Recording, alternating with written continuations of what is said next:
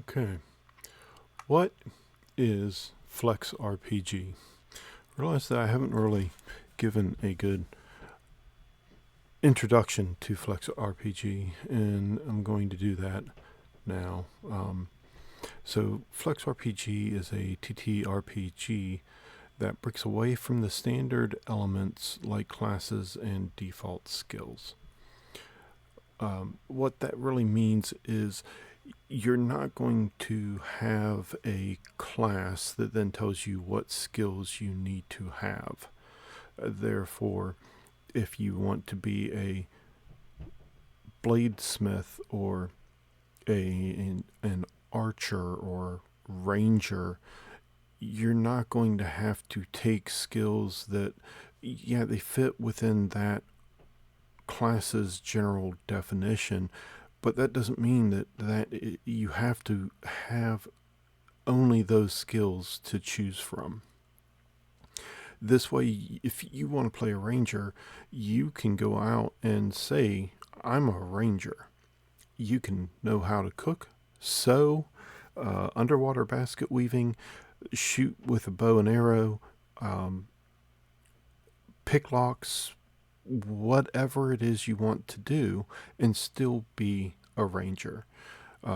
It's one of the things that I have an issue with on most RPGs, where they lock you into a cookie cutter mold of sorts, where yes, the skills designed for that overall class will function, and no, you don't have to pick them all. It still reduces the number of useful skills that you can learn. And if you learn something outside of your class's template, it takes away from your character's growth. Now, while this is meant to be an open system for discovery as you go along your character's progression, it's also understood that complete freedom for the system can cause some trepidation as to how to go about using something that is so completely open.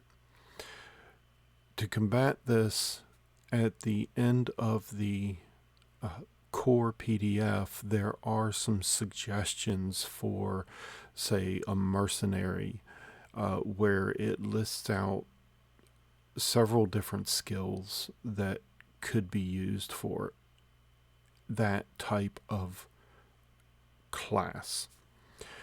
Now, as you're going about creating a character and going out into the world, it can be challenging to figure out what kind of skills certain things will lead your character to learn. Most of these are kind of common sense. You're hungry. You have no food. You have to either fish, set traps, track something, or otherwise obtain food through foraging or something of that nature. So those by themselves are automatically understood that they are skills. I need to get food. Oh, I'm by a lake. I know the rough idea of how to put string to a stick and try and catch something from the water. Throw the hook or whatever you have to catch a fish into the water, or stand at the water with a simple sharpened spear and attempt to catch a fish. This will, you could, it goes farther in depth in the PDF on how to determine what attributes will go with what skill. In this case, fishing, it's not just a mental game, it's also a physical game.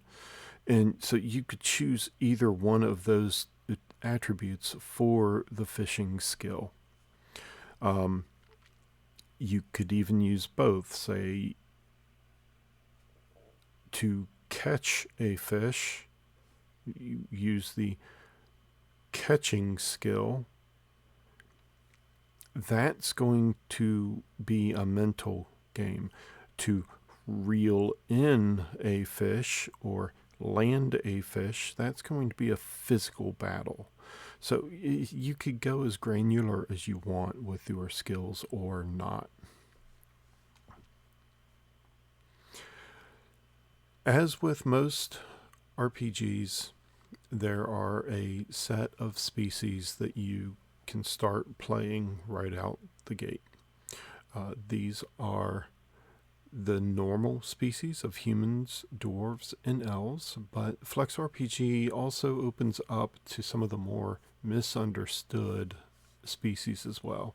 The goblin, orc, and troll are examples of the common misunderstood or evil species. As you can see in this quick example table, each species offers a unique variance upon the 4 attributes of physical, agility, mental, and social. These attributes are also used for pretty much everything in FlexRPG, from learning new skills to performing the skills during gameplay. Base scores are achieved by rolling 2d6 for each attribute at character creation, and then once after those attributes are decided, the pools for each of those are then calculated. This is explained fully in the core PDF. Health and mana are also calculated attributes that are done at creation. Now, I mentioned earlier that there's not really skills, but there are still skills. They're just not a base template of this class has these skills.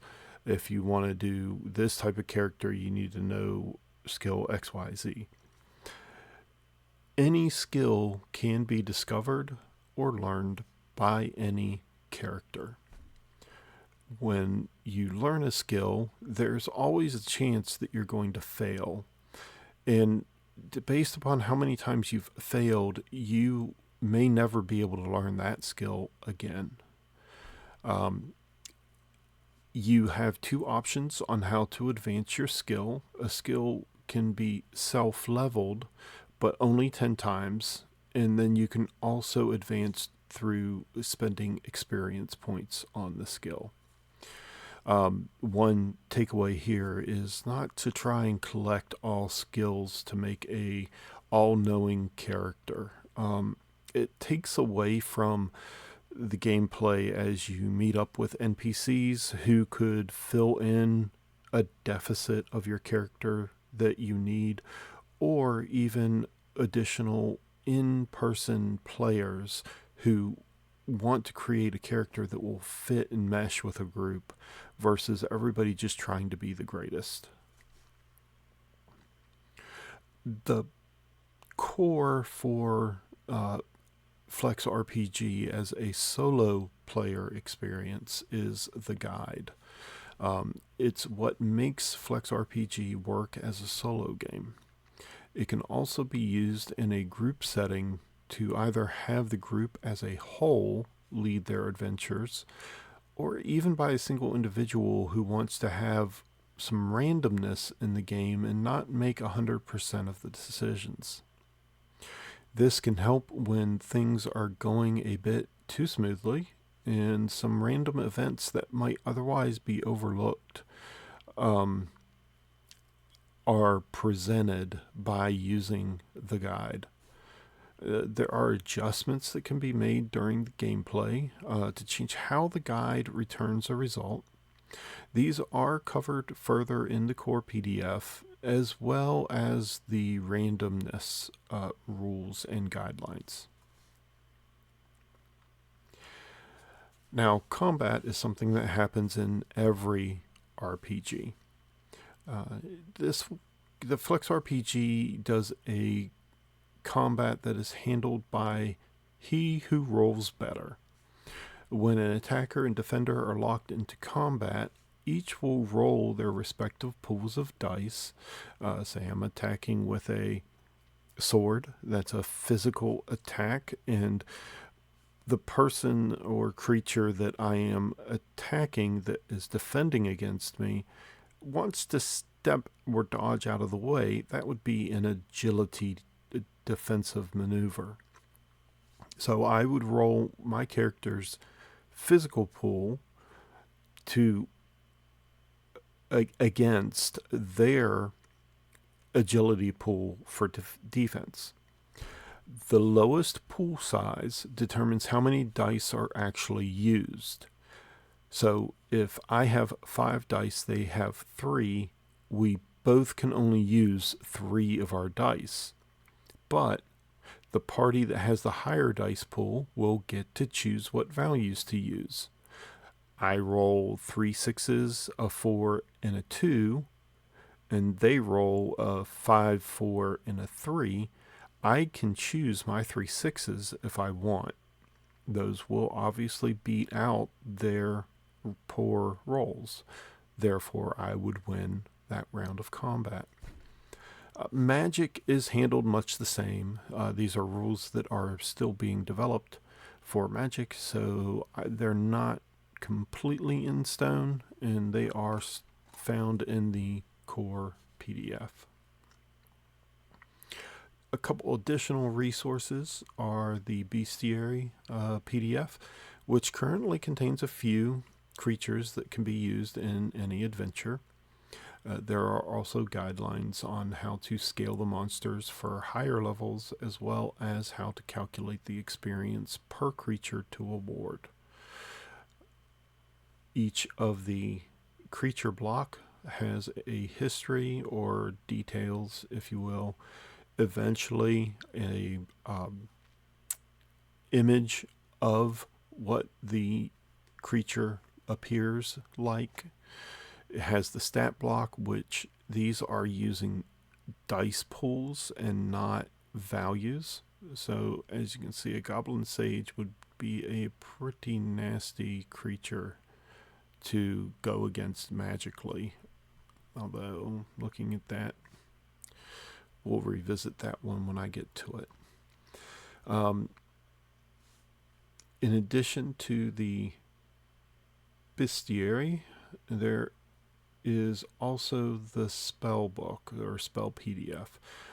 Right now, there are a select number of spells. I'm still working out on new spells and how to get those incorporated into the game at a balanced yet powerful end result. I don't want this to be something that is just I can throw a fireball and defeat everything at level 1. No, that power should be reserved for a higher leveled spellcaster. So these things are changing, and they will continue to evolve as the game is further developed. And with that, we will finish the quick presentation, oversight, synopsis of what FlexRPG currently is and what the plans for it to be at this moment.